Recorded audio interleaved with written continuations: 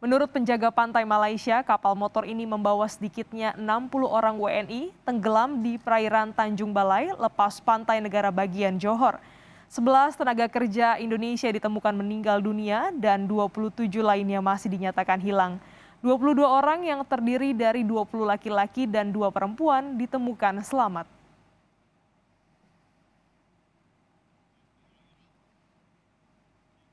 Menanggapi insiden tenggelamnya kapal imigran dari Indonesia yang tenggelam di perairan Malaysia, Direktorat Perlindungan WNI dari Kementerian Luar Negeri akan membantu proses identifikasi bagi korban meninggal dan akan memberikan bantuan hukum.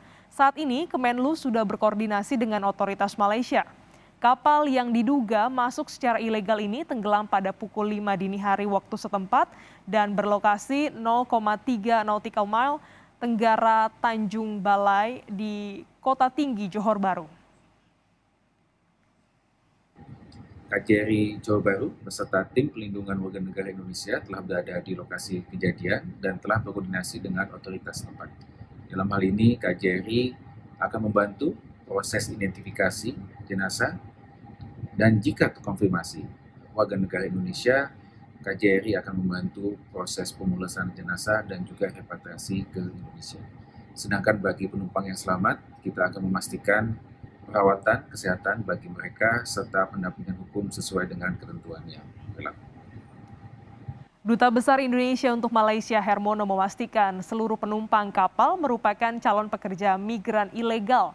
Pasca peristiwa kecelakaan kapal, petugas Kedutaan Besar Indonesia di Malaysia langsung melakukan penanganan ke tempat kejadian.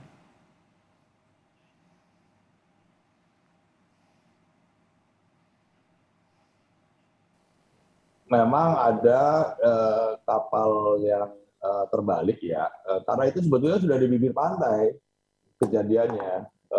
Jadi dugaan saya sih kapal itu sudah mendekati pantai, kan biasanya penumpangnya itu diturunkan di agak ke tengah lah ya, dan biasanya mereka dari kapal itu jalan ke darat karena kapal itu nggak akan merapat ke daratan.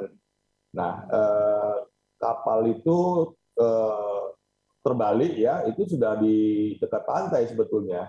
Nah, dugaan saya pada saat penumpang itu mau turun atau sudah turun dari kapal itu, maka disapu ombak lah ya, disapu ombak. Nah, jadi bukan tenggelam masih jauh, itu dari bibir pantai kok kapalnya. Ya, 11 meninggal, 14 yang ditemukan selamat. Dari yang 14 yang selamat itu, 8 adalah orang yang mau balik ke Indonesia. Jadi kan biasa tuh penumpang lalu dia pulangnya balik mengangkut lagi gitu kan. Kayak model metro mini juga lah. Nah, kalau menurut penumpang yang selamat berangkat dari Tanjung Uban itu sekitar 50 orang.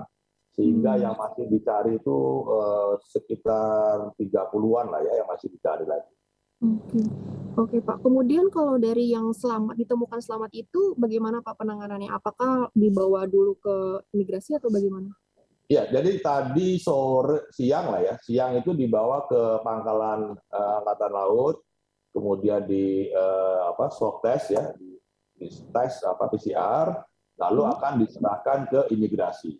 Nah, tentu nanti prosesnya adalah di imigrasi, biasanya akan tahanan ya, biasanya sekitar 3 bulan sampai 6 bulan, lalu ya dideportasi.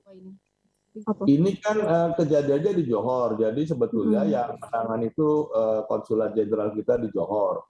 Dan sampai sekarang ada 2 staf kita lah yang ditugaskan untuk berkoordinasi dengan aparat setempat untuk penanganan selanjutnya ya, baik penanganan jenazah maupun nanti penanganan yang selamat.